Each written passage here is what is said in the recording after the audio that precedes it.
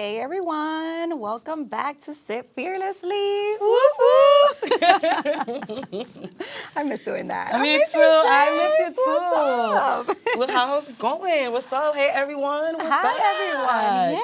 Yeah, we're back. We're It back. hasn't even been that long, but it seems like a long time. It does. It does. Well, And the energy here today at BronxNet has been so amazing. Like Right. so much media stuff going on. So shout out to BronxNet for like bringing all us creatives together, you know, and Right. providing this platform and providing the windows of the Bronx, Right. The as view of Michael the Max South. calls it. Yes. The view of the South. So I'm excited. I'm excited to be here. We have some amazing guests for you guys today. And I mean, first and foremost, I do want to shout out Sis Expo. Yes. So we went down to Miami recently. Sis Expo had me speak on, we actually did a fireside chat, which was really dope. And we talked about, you know, just balancing work and life, balancing entrepreneurship, you know, just all of those gems and things that you need sometimes, you know, for that kind of support. Because Right. it's not easy, this entrepreneurial journey. No, it's not. Yeah, so shout out to them for putting such an amazing weekend together because it was a 2-day event. And thank you for having me, y'all. Thank you. I can't wait to see you guys again. So how did you enjoy it? It was dope. I loved it. You did amazing as Thank usual. you. Always with the gems. Came in clutch. It was great. It was a great experience meeting different women. There was businesses there from the Bahamas also. So it was just the dynamic of the room was wonderful. The energy, the speakers. It was. I had an amazing time, and we was in Miami. So when we wasn't in Sis Expo, we was on the having fun. So it was Exactly. great. It was a great experience. Yeah. And I love that you mentioned, you know, there was somebody there from Bahamas and different places because one of the things I did touch on was, you know, my international project with Dubai. So definitely if you guys haven't tapped in, definitely tap in on that because we are going back in October. So I would love to share more information. But also we wanted to mention really quick the tragedy that happened in Dominican Republic. Yes. You know, our hearts, you know, were very saddened when this Right. happened, and our condolences go out to everyone who lost someone or still hasn't found their family member, and also condolences to Ruby Perez's family. We definitely lost a great one. So shout out to his family. I met one of his daughters, and I know that their grieving process, I know it's very difficult right now, so we just wanted to make sure we took out a moment to mention that. Right. Yes. Yes. So sad. Yes, but so much has been going on anyway. So much violence, so many things. Like, but So much attacks. I feel like so it's many. attack. We're So Holy many. Week now. It's like a lot of things are Yes. being shaken. Like, you know, so we Yes. just gotta stay awake and, you know, stay focused. and stay home. Yeah, maybe. that- Stay listen, home during this Wherever spiritual something's week, gonna right? happen is gonna find you. Yeah, Even that's in your true. home, That's okay? true. So I thought about that too since I said that. I'm just gonna stay home. For but real. if the roof wanna falls in my house, it's gonna fall. You understand? I mean, God Like, forbid, God God forbid, forbid, you God know. forbid. If the house is gonna burn, it's gonna burn. Something is, you know, it's still gonna Right. happen wherever you are. I Right. just feel like mindset and faith always. That's Definitely, it. That'll keep you definitely. safe. It's true, it's true. that But was bars. outside is trouble. Mindset and faith. Yeah. But you know, shifting the gears to a more positive conversation. Yes. We have the amazing Kayelani Vasquez here with us today. Yes. Hello. Hey, y'all. Yes, we are so excited to have you here. I know Giselle, when she attended your event, the Boss Babes Brunch, she was like just raving about it. So we are, you know, just excited to have you here. We're honored. I'm to have honored and you I'm here. excited to be here. And I thank you, Yes. ladies, for Yes. just taking the opportunity to like have me on. Yeah, Yeah. absolutely. And we're going to dive into everything. Yes. So I'm going to start off with this question. You have achieved so much as a Latina. So tell us, like, what has been your biggest motivation to get into the field that you're in and the lane that you're in? Tell us a little bit about your story. Yeah. So first, I'm Kayelani. You guys both know me. For the ones who don't know who I am, who are listening, chiming in, I'm Kayelani Vasquez, the CEO and founder of Boss Babes and Brunch. I started my organization back in 2023, really with the idea to just bring women together, right? I wanted women to know that they can have a safe space where their voices can be amplified and telling true stories. And I'm not talking that fluff that you hear on social media. I want like the real, the raw, what it's been like as an entrepreneur. And the first experience that I had, I brought out 250 women independently. Wow. And I said, Lord, I am walking in faith, right? Yes. I'm walking in purpose. And so I just continued. And literally since 2023, it was May of 2023, I've been able to travel independently from state to cultivate this community, and have impacted thousands of women, like about 2,500, I will say, to date. Wow. Yeah, which has been so amazing. As a Latina, outside of my business, being a mom, and then to answer your question, everything that I've been able to achieve, I think it's been through tenacity. Me being able to tell myself that I'm capable of doing the incredibly hard things, but not only telling myself, believing in who I am as a Latina, as a woman, growing up in Manhattan. I feel like if you can make it in New York, you can make it anywhere, right? And so I take that drive with me. I also come from a lineage of very, very strong women who say no is not an answer. No is just a stepping stone to get you to the next step. Right? So I just continue in my carretera, and here I am. I love that. So what was the turning point? And by the way, almost happy anniversary. Yes. Next month. Yes, I love that. What was the turning point that made you decide that you needed to create Boss Babes and Brunch? I know you talked about, women sharing their story unapologetically, real and raw, but what was that turning point for you? I was tired of corporate America. Yes, I feel you. I was tired of being told what to do. I was tired of being placed in this box of what society says we have to do in corporate America and how we have to follow things, right? And I get it, it's a paycheck and it's security and there's so many benefits that come with having to be in the corporate lifestyle. But at the end of the day, if I wanted freedom, if I wanted financial freedom, if I wanted the freedom to just pick up and go whenever I needed to be with my daughter or my husband, I needed to find a way. One day, I'll tell you a quick story, right? Yes. So one day I walked into my job and my peer said to me, she gave me like a directive. She was like, you have to do something, like told me I had to do something. Well, having to do something kind of sounds like an order that I was not willing to take at the time. So I said to her, I don't have to do anything. Now, if you're telling me and giving me a choice, that's something different. She said, go speak to your supervisor. And I said, I will. Sat down, wrote my resignation letter. 2 weeks later, I was like, I'm out the door. They asked me to stay for a whole month. So I did. And then that was in 21. 22, January, I left and I haven't looked back, only to have the CEO of that organization tell me that I will be back. And I haven't looked back since. Well, So amen. that was the turning point for you, girl. Right. I love that. That's the ammo right there. That was Like, the ammo that I needed, yeah. Yes.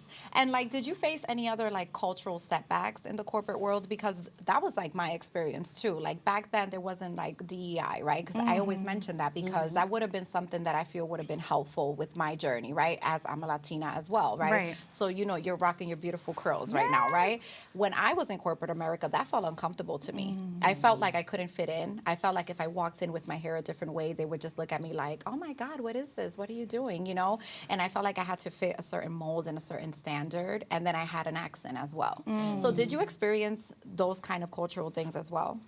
So I wouldn't say it was so much cultural, so much just being ageism was a huge thing, right? When I started my job, I was only 23 years old. So ageism was huge, especially amongst my peers. My peers were all much older, had way more seniority when I stepped into the corporate America. And another thing was being a Latina who didn't have a degree, right? I don't have a college degree. So it's taken me, now I'm 33 years old, it's taken me all this time to finally come out and be like, oh, I actually don't have a college degree. I am Latina. I was a young mom. I was married young. All these things that I thought were boxes being checked off against me are actually for me. Yes. And I'm now empowered enough to know that that's what makes me who I am. So it wasn't cultural, but it was definitely the ageism and the mentality of corporate America that just made me feel uncomfortable. Yes. Yeah.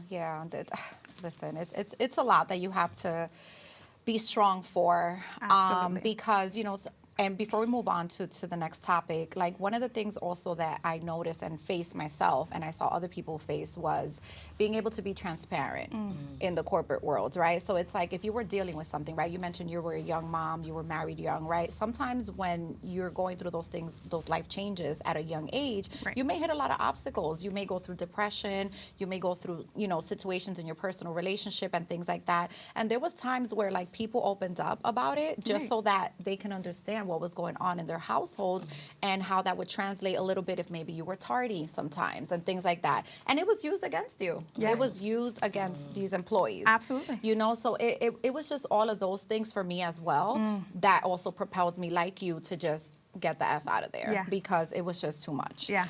But you are a highly sought after motivational speaker. What's your process in crafting like a great speech that resonates powerfully with your audience? For me, it's the transparency and the authenticity, right? I think that shines through on my socials when you meet me in person. It's my personality. I'm a people person. I love on people. I want to know your culture. I want to know everything about you. So I introduce myself the moment I walk into any space. And sometimes I realize that it could be a lot, right? My personality is huge. But the moment I step on stage, it's to tell pieces of my story that I know are going to resonate with the audience.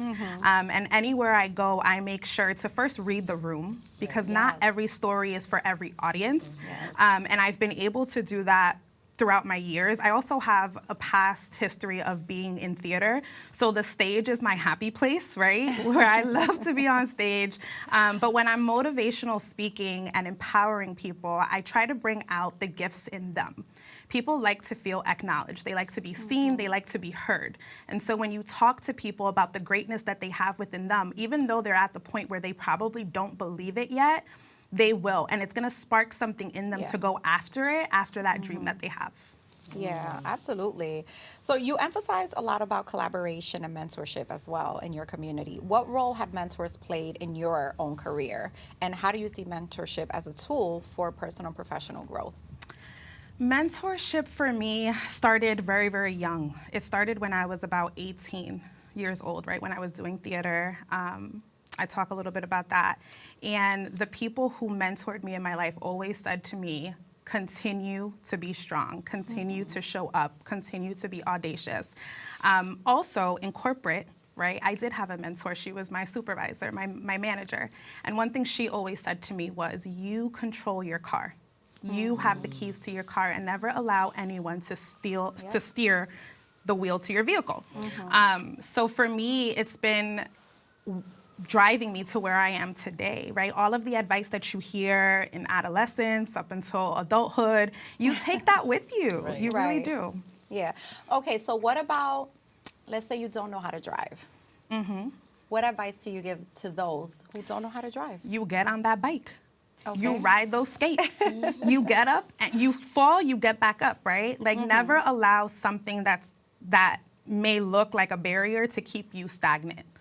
Because in that stagnant space is where you're gonna literally spiral, right? There's always opportunity. And like I said, I'm a firm believer in faith. I believe in God. He will not give you anything that you cannot handle. Amen. Right. Firm believer in that, right? It may look really shitty and really ugly. Like I've been through some real tough times. And in those moments, I'm like, ay, Diosito, por favor. Right? Like, I don't know what else to say. Your but, unwavering faith. Right. Yes. I'm just walking in faith. There's been moments where I'm like, I don't know if I can do this. And I have. Yeah. So I just say to them, if you don't know how to drive, you may know how to ride a bike, maybe them skates, maybe you need to walk to your next destination, right? Yes. Left and right, shuffle left and shuffle right. Left and right. I like that. And seek mentorship, like we talked about. I think on your journey, we're not gonna ever have all the answers, you know. And every level that you reach, every phase that you reach, you're still good to have a mentor because there's still more and more to learn the more you surpass.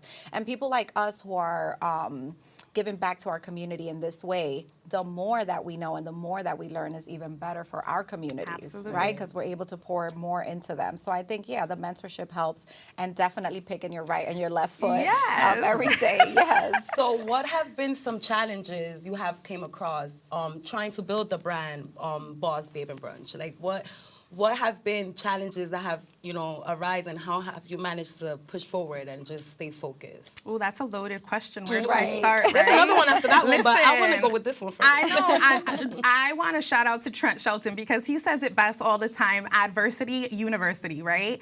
If you are an entrepreneur and you say that you've never been through anything, that is a lie. Right. Because even the most successful entrepreneurs know what it's like, right, to struggle.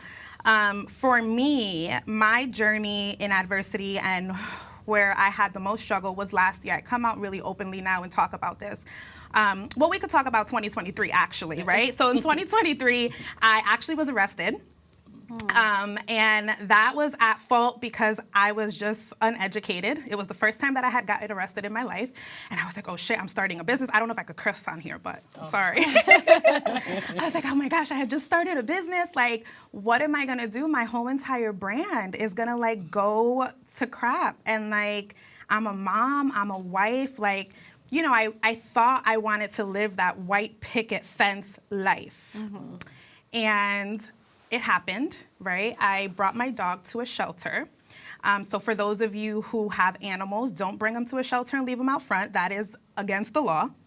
And I didn't know. I live in Connecticut. I'm like, listen, in New York, it's probably something that you can do. Right. I don't know.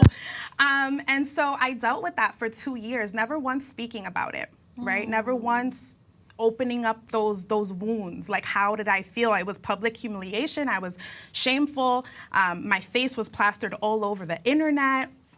And after that, the year after, I continued to grow my brand. The year after that, I went to Puerto Rico on a girls' trip, a retreat, and that was a flop. It was not as successful as I had hoped for it to be. Okay. And with that came a lot of social bullying. Women created hate pages on social media. Wow. They decided to post their testimonial videos on their experience because they wanted refunds that they were not getting because you have policies and procedures as a small business, right? Yeah. So when you talk about, for me, it was all of that, having to navigate that space and like how I felt. Should I continue with this, right? Because women can be catty, but if I continue to focus on all of the negative things that were happening and not focus on all the great things, every time I was stepping in front of women and meeting hundreds of women, that was my happy place. Right. I knew that that was my purpose. And so I cried a lot. I did seek therapy, right? I spoke to my husband a lot, and I said, I don't know, like, should I keep going? And he was my biggest supporter, my family. I spoke to women that I felt really comfortable with. And through it all, now I'm telling my story on podcasts. Right. So I'm like, now I wrote a book about it. I put it out there. So you can Google me. You can say whatever you want on social media. That's a piece of my life. And Exactly. to anyone who has never been through adversity, you can get through it. And yeah good luck. I see it as a win-win situation. Yeah. Because it's like they tried to sabotage you, but it's like, in other words, they helped you because, other women started reaching out. Other women wanted to know who you are, wanted to come into your events and Correct. really know what Boss Babes is about, Boss Babes Correct. Brunch is about. So it Correct. was a win-win situation. And like I say, too, look who we have for a president. I don't know your political views, so I am I don't have sorry. any, no. But, like, hello. Yeah. So there's that. Right. Well, I think, oh no, go ahead. No, go ahead, sis, go ahead. No, I was just going to say, I think also, in this journey, this entrepreneurship journey, nothing is ever going to be perfect. You have to have those moments where you fail because there's always a lesson in the failure, right? So whatever, happened on the retreat, it was just a lesson for you to create Absolutely. something bigger, something better. I think the issue is not that things didn't go as planned. I think the issue is more, where do we stand as women in supporting each other? There's a lot of work that went behind what you put together. Absolutely. You know what I mean? So instead of us coming together and supporting you, it was the opposite. And I think that that's where we go wrong a lot. And I think that that's also what causes a lot of doubt and a lot of fear Absolutely. in entrepreneurs to put themselves out there in that way because people come out and say things like that, So I want this to be a lesson to all of you. Like, we need to support each other. Absolutely. It's really tough to put yourself out there, to put yourself on the stage per se, and put out what you're passionate about. That's not easy. It's not. And that was going to lead to my next question. Like, do women support women in businesses as much as we say we do?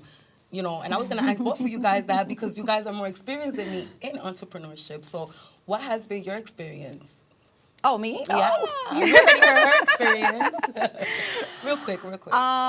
So my experience, I haven't been through like a lot of hate and things like that, but when I was first on my journey with women empowerment, I did notice that there was a community that supported me the most compared to others. Like, unfortunately, and this is not saying anything bad about my Latino community, but my Black women were in full support of me. So I created a sisterhood in that community.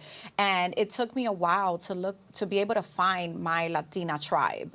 Right. And bond with them. So I think that probably was like a bit of a challenge for me. So I had to, you know, kind of sit down and think like, is this my culture? Like, are we not supporting each other enough? You know, and then of course you hear, you know, the people talk about that, you know, they're like, yeah, you know, sometimes in our Latina culture, like Latina women are catty and things like that, you know, they don't support each other.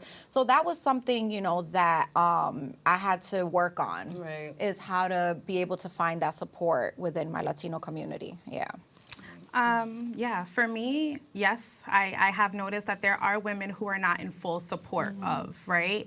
And I actually spoke about this on a live on IG recently where we spoke about the sisterhood wound, right? And how that plays into just everything that we go through as entrepreneurs. The sisterhood wound actually is past traumas that we have gone through, things that we probably face currently, how we don't know how to let go of those things. And so it shows up when we're trying to be supportive. And in fact, what we're doing is projecting our own feelings onto that of other women, right? If a woman is too much of something and you feel like you're not enough of that, then you're projecting that onto her because you want her to dim your light. And it's innate, it's human nature to do that, right? It's not only amongst women. I'm sure that you find this amongst men and other communities as well. The difference I feel with women versus men is men can go into a boardroom, they can curse each other out, they can be so upset at each other, walk out that boardroom,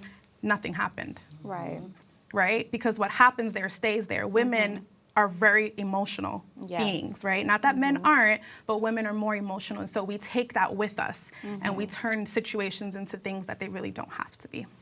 Yeah, and you know, that's so true to the point, and we've even, you know, experienced something like that, you know, a couple years ago. I think that is such a difficult topic to talk about because unfortunately we do that. When we aspire to be something and we are around somebody that's like that, we tend to project how we're feeling because we feel like our light is dim. So then we start thinking that this person is dimming our light, when in fact, no, we are dimming our own light by being this way, by being negative, right? Instead of learning. Like one thing that I actually love and appreciate is my mentors because they're older than me, they're more successful than me, and I'm just like, I love this. I love to be in this space. I want to learn, you know? So I wish that a lot of us had that mindset because if anything, this is what is going to teach us. And also, you know, you talked about ageism in corporate.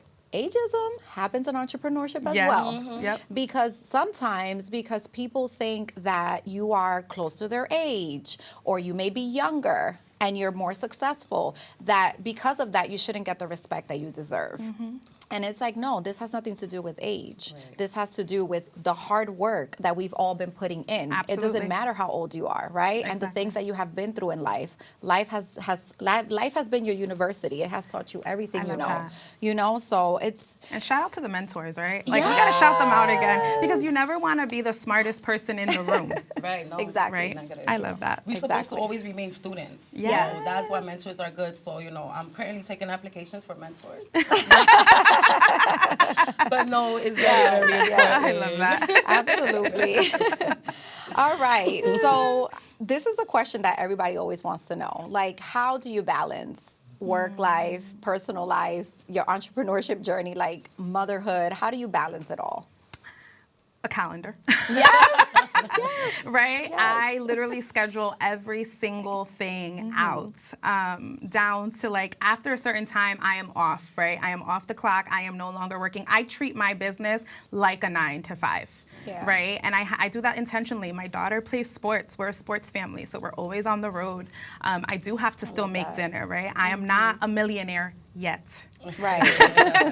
So I do all these things. So I really schedule out my day to make sure that I'm dedicating enough time to everything. When I'm booking a phone call with somebody or a virtual call with somebody, I use Calendly, right, to make sure that they book direct and it goes right into my calendar. So yeah, everything's segmented. Yes, it's about having the discipline and also the strength to say no to certain things so that you can balance your life. Because I'm the type of person, I do not pick up the phone.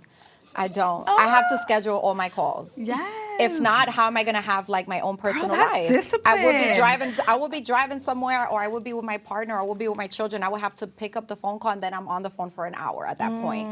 So I don't do that. I love schedule that. all of my calls. If somebody calls me and I'm with my children in the middle of something, I'm like, listen, can I call you back at 6 p.m.? Right, I will be right. home. I'll be by myself. We can have a conversation. Right. So I think doing that is really important. I love that. But I love a calendar. Yeah. So yes to that. Calendar. I always say that. I have a checklist. Like of check everything. things off. Yes. But we I- don't have much time left. So I want to ask you a couple things. Yes, I'll be quick. What impact, yes. First, what impact have you seen in the women who have participated in the Boss Babes and Brunch? Do you have any particular stories that like stand out? Gigi. Yes.